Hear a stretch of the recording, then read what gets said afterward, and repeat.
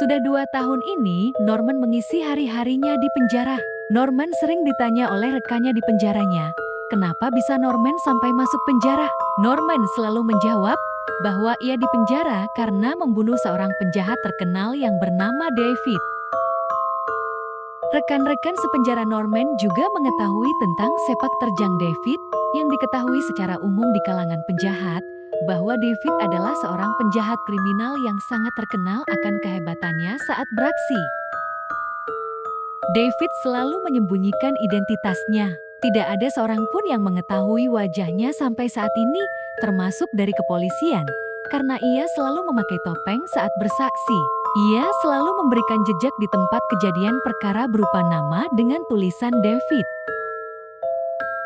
Menurut pengakuan Norman, karena ia telah membunuh David, Norman divonis 30 tahun penjara.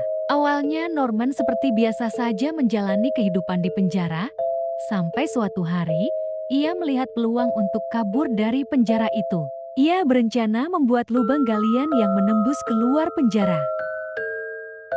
Ia lakukan itu selama 1 tahun terakhir, sampai dengan tahun ketiga Norman berada di penjara. Perlahan demi perlahan, setiap hari demi hari, Norman menggali lubang itu, dan ia menyembunyikan lubang galian itu dengan bajunya agar tidak ketahuan oleh sipir penjara. Akhirnya, Norman berhasil menggali lubang sampai keluar penjara. Saat Norman keluar dari lubang yang digali itu, ternyata ia berada di sebuah halaman rumah. Ia masuk ke dalam rumah itu. Tampaknya Norman sudah mengetahui siapa pemilik rumah itu. Kemudian ia melihat ke arah kertas yang berserakan di sana. Ia melihat ke salah satu dokumen. Di situ tertulis nama seseorang.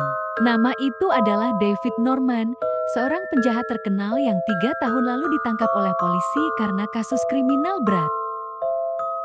Ya, Norman dipenjara bukan karena membunuh David, karena David dan Norman ternyata adalah orang yang sama.